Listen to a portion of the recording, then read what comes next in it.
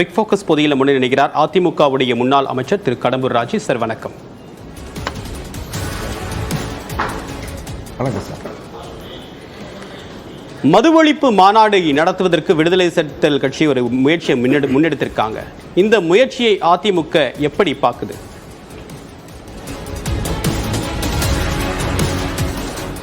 இது ஒரு சமூகம் சார்ந்த நல்ல விஷயம்.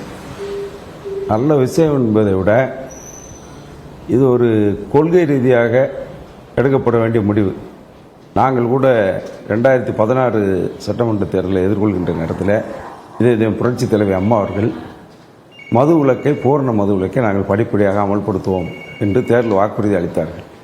சொன்ன தேர்தல் வாக்குறுதிகளை முதல் கையெழுத்திலேயே 500 கடைகளை மூடுவதற்குண்டான உத்தரவை வழங்கியவர், முதல் கையெழுத்தாக அந்த 5 கையெழுத்துக்களில் கையெழுத்திட்டவர் இதே புரட்சி தலைவி அம்மா அவர்கள். எஞ்சிய காலத்தில் கடைகளை படிப்படியாக குறைக்க வேண்டும் என்று எங்கள் ஆட்சி காலத்தில் இருந்தோம். அந்த அளவிற்கு கொஞ்சம் கடைகள் மட்டுப்படுத்தப்பட்டது. தேசிய நெடுஞ்சாலை இல்லை, பள்ளிகள் பக்கத்தில் ஒரு 500 மீட்டர் தொலைவுக்குள்ளே கல்வி சார்ந்த நிலையங்களாக இருந்தாலும் சரி, வழிபாட்டு தலங்கள், மக்கள் அதிகமாக கூடுகின்ற இடங்களில் இருக்கக்கூடாது என்ற நிலைப்பாட்டை எடுத்திருந்தோம். ஆனால் இந்த ஆட்சியில் மது மட்டுமல்ல, கள்ளச்சாராயம் இன்றைக்கு ஆறாக ஓடுகிறது. உதாரணமாக நீங்கள் எடுத்து பார்த்தால் 2011 21 வரை கள்ளச்சாராய மரணம் என்பது ஒரு மரணம் கூட தமிழகத்தில் இல்லாத நிலை இருந்தது. ஆனால் 21 ஆட்சி மாற்றத்துக்கு பிறகு கள்ளச்சாராய மரணம் நூற்றுக்கணக்கான மரணங்கள், விழுப்புரமாக இருக்கட்டும் சரி, விக்கிரவாண்டி, கள்ளக்குறிச்சி மாவட்டத்தில் போன்ற பல்வேறு நிகழ்வுகள் ஓராண்டுக்குள்ள இடைவெளிக்குள்ளே நாட்டையே ஒழுக்குகின்ற சம்பவமாக இன்றைக்கு மது, கள்ளச்சாராயம், போதைப்பொருள் நடமாட்டம் தமிழகத்தில் முதன்மை மாநிலமாக, இந்தியாவில் முதன்மை மாநிலம் இந்த விஷயங்களில் எடுத்துக்கொண்டால் அந்த அளவிற்கு இன்றைக்கு புழக்கங்கள், மதுவாக இருந்தாலும் சரி, போதைப்பொருள் புழக்கங்கள் இந்த அளவுக்கு அதிகமாக இருக்கின்றது. இந்த நிலையில் அவர் விடுதலை சிறுத்தை இந்த நிலைப்பாட்டை எடுத்திருக்கின்றது இந்த கட்சி. அது வரவேற்கத்தக்கது. ஏன்னு சொன்னால் தேர்தல் அறிக்கையிலே அவர் சொன்னது பூரண மது விலக்கை அமல்படுத்துவோம் என்று சொல்லி தான் தமிழகம் எங்கும் பிரச்சாரத்தில் மையமாக வைத்து அந்த கருத்தை பேசினார்கள். அப்படி தேர்தல் பிரச்சாரத்தில் சொல்லி தேர்தல் அறிக்கையாக கொடுத்த அம்சத்தை அவர்கள் கைவிட்டு விட்டார்கள் என்ற நிலையில தான் அந்த கூட்டணி கட்சிகள் இப்பொழுதுதான் விழித்துக் கொண்டிருக்கின்றன. அந்த வகையில் விடுதலை சிறுத்தை கட்சி இந்த பிரச்சனையை மையமாக வைத்து இந்த மது ஒழிப்பு மாநாடு என்று அறிவித்தது மிகவும் வரவேற்கத்தக்கது. கூட்டணி அமைப்பதற்கு முன்னதாக கொடுத்த அந்த வாக்குறுதியை நிறைவேற்றவில்லை, அவங்க தேர்தல் வாக்குறுதி நிறைவேற்றலை. அதனால தான் இப்போ கூட்டணி கட்சிகளுக்குள்ளேயே அந்த ஒரு குரல் எழுதுது அப்படின்னு சொல்கிறீங்க. இது அந்த கூட்டணிக்குள்ளே சலசலப்பாக பார்க்குறீங்களா, இல்லை ஒரு புதிய விஷயத்தை விடுதலை சிறுத்தைகள் கட்சி முன்னெடுக்கிறதா பார்க்குறீங்களா?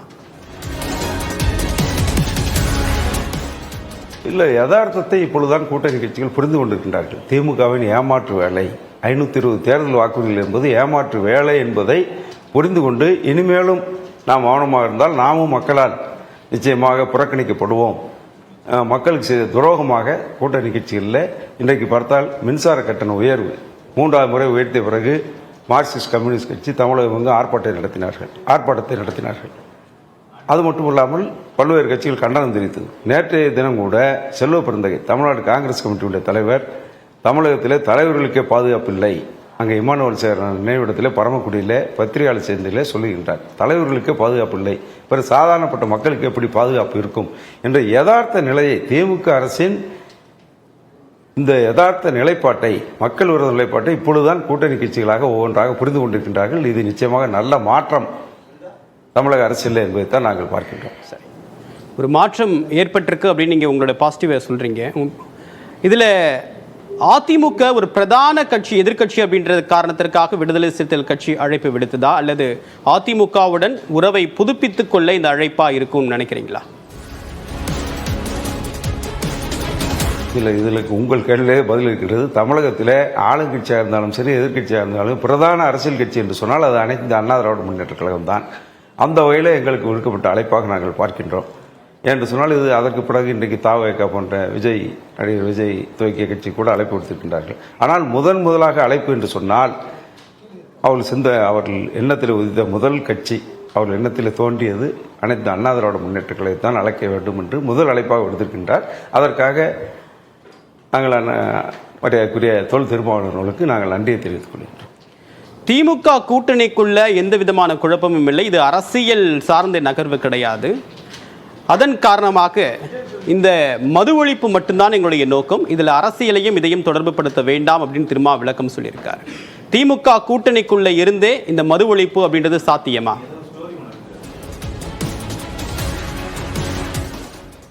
அது நிச்சயமாக சாத்தியம் இல்லை என்பது அவர்களுக்கு தெரியும். ஏன்னு சொன்னால் இது ஒரு பிரச்சனை இல்லை.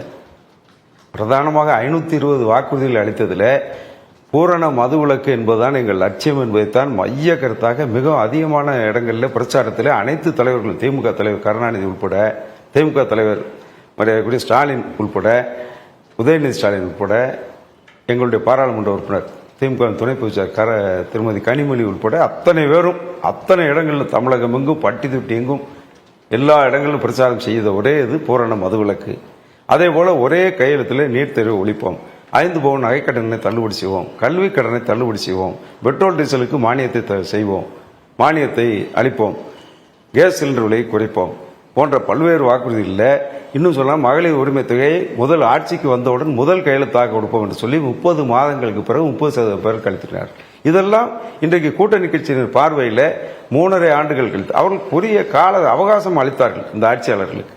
ஆனால் அந்த அவகாசத்தை எல்லாம் தாண்டி தேர்தல் நெருங்கின்ற ஓராண்டு கிட்டத்தட்ட கரெக்ட் சரியாக பார்த்தால் 1.5 ஆண்டுகள் 18 மாதங்கள் தான் இந்த ஆட்சியின் ஆயுள் காலம் இருக்கின்றது. ஆக ஒரு தேர்தல் வாக்குறுதி நிறைவேற்றுவதற்கு போதிய அவகாசத்தை கொடுத்து விட்டுத்தான் இனிமேல் அவர்கள் மக்களை ஏமாற்றி இருக்கின்றார்கள் என்ற உண்மை நிலையை இன்றைக்கு கூட்டணி கட்சிகள் தெரிந்து கொள்ள ஆரம்பித்திருக்கின்றார்கள். இது துவக்கம்தான். இந்த மது ஒழிப்பு மாநாடு என்பது துவக்கம். இனி அடுத்து நீட் தேர்வு ஒழிப்பு என்ன ஆனது, 5 பவுன் நகைக்கடன், கல்வி கடன், நான் சொன்ன அம்சங்கள் எல்லாம் நிறைவேற்றப்படாததை கண்டித்து இன்னைக்கு திமுக கூட்டணி கட்சிகளே நிச்சயமாக களத்தில் எங்களோடு வந்து நிற்பார்கள் என்பதுதான் எங்களுடைய கருத்தாக இருக்கின்றது. அதிமுக விரும்பக்கூடிய இந்த மெகா கூட்டணிக்கு இது ஒரு தொடக்க புள்ளியா அமையுமா? நிச்சயமாக இருக்கலாம். நாங்கள் நிச்சயமாக மெகா கூட்டணி அமைப்போம். இது காலத்தின் கட்டாயம். ஏனால் மக்களை என்றைக்குமே யாரும் நிரந்தரமாக ஏமாற்ற முடியாது. அது புரட்சித் தலைவர் எம்ஜிஆர் கூட ஒரு படத்தில் பாடியிருக்கின்றார், ஏமாற்றாதே ஏமாற்றாதே ஏமாறாதே என்றுதான் சொல்லியிருக்கின்றார். எனவே மக்கள் வெளிப்போடு இருப்பார்கள். இப்போ நடந்து முடிந்த நாடாளுமன்ற தேர்தல் என்பது வேறு, சட்டமன்ற தேர்தல் என்பது வருகின்ற நேரத்திலே தான். கடந்த தேர்தலில் அந்த தேர்தல் அறிக்கையாக ஆளுங்கட்சியாக வந்தவர்கள் என்னென்ன தேர்தல் அறிக்கை வெளியிட்டார்கள், எத்தனை தேர்தல் வாக்குறுதிகள் நிறைவேற்றப்பட்டது என்பது மக்களுடைய மனசாட்சி கேள்வியாக அமையும். அப்படிப்பட்ட நேரத்தில் நிச்சயமாக இவர்கள் தோல்வியை அடைவார்கள். மக்கள் மிக வெளிப்பாக இருப்பார்கள். எந்த தேர்தல் வாக்குறுதியும் குறிப்பிட்ட முக்கியமான தேர்தல் வாக்குறுதிகள் எதையும் நிறைவேற்றவில்லை. நாட்டில் சட்டம் ஒழுங்கு கெட்டு குட்டிச்சுவராக உள்ளது, விலைவாசி உயர்வு விண்ணை போல் இருக்கின்றது, போதைப் பொருள் நடமாட்டம், தமிழகம் கண்டிராத ஒரு புதிய கலாச்சாரத்தை இளைஞர் சமுதாயமே கெட்டு, வயது வித்தியாசமின்றி பாலியல் வன்கொடுமைகள், வயது வித்தியாசமின்றி இன்றைக்கு பார்த்தால் நேற்றை கூட பள்ளிக்கு செல்கின்ற மாணவர்கள் திருநெல்வேலியில் 2 மாணவர்கள் புத்தகத்தை சுமக்கூடிய பைக்குள்ளே கொடுமையான ஆயுதமான அரிவாளை கொண்டு செல்கின்றார்கள். அவர்கள் சீர்திருத்த பள்ளிக்கு அனுப்பப்படுகின்றார்கள்.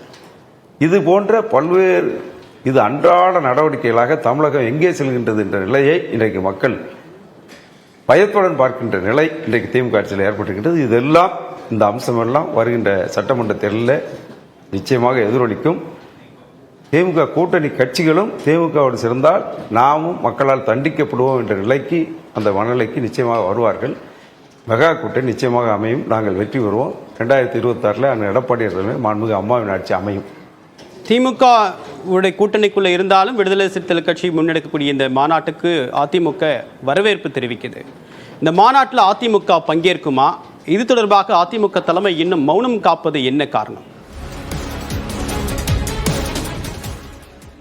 இல்லை, அதுக்கு இன்னும் போதிய அவகாசம் இருக்கின்றது, காலம் இருக்கின்றது. மாண்புமிகு கழகத்தினுடைய பொதுச் செயலாளர் எதிர்க்கட்சித் தலைவர் எடப்பாடி அவர்கள் அது முடிவை அறிவிப்பார்கள். கடந்த தேர்தலில் விடுதலை சிறுத்தைகள் கட்சிக்கு பகிரங்கமான ஒரு அழைப்பு, கூட்டணி அழைப்பை அதிமுக பொதுச் செயலாளர் எடப்பாடி பழனிசாமி விடுத்தார். இப்பவும் அந்த அழைப்பு அப்படின்றது இருக்குதா, தொடருதா?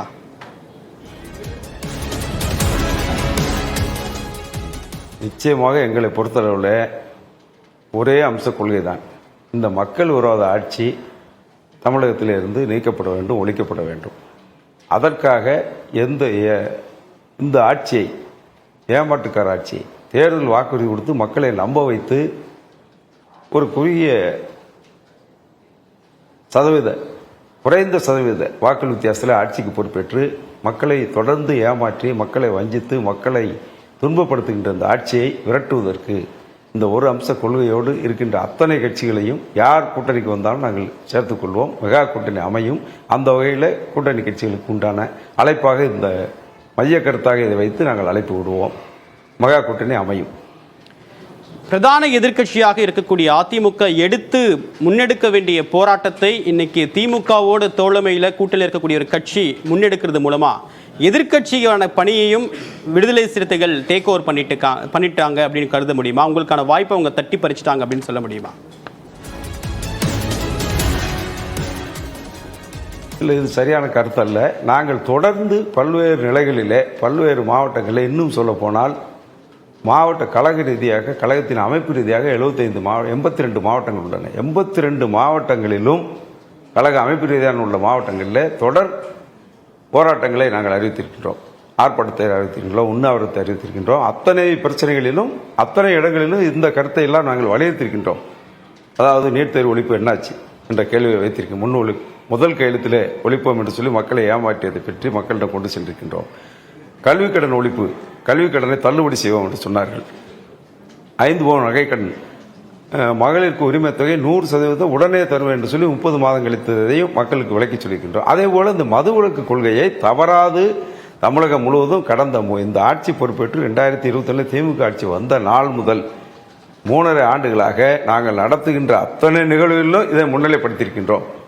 எனவே அவர்கள் விடுதலை சிறுத்தைகள் இப்பொழுது மது ஒழிப்பு மாநாட்டு என்ற ஒரு மாநாட்டை நடத்துகிறார்களே தவிர நாங்கள் எதிர்க்கட்சியாக ஆற்ற வேண்டிய பணி சட்டமன்றத்திலேயும் இதற்கு குரல் கொடுத்திருக்கின்றோம்.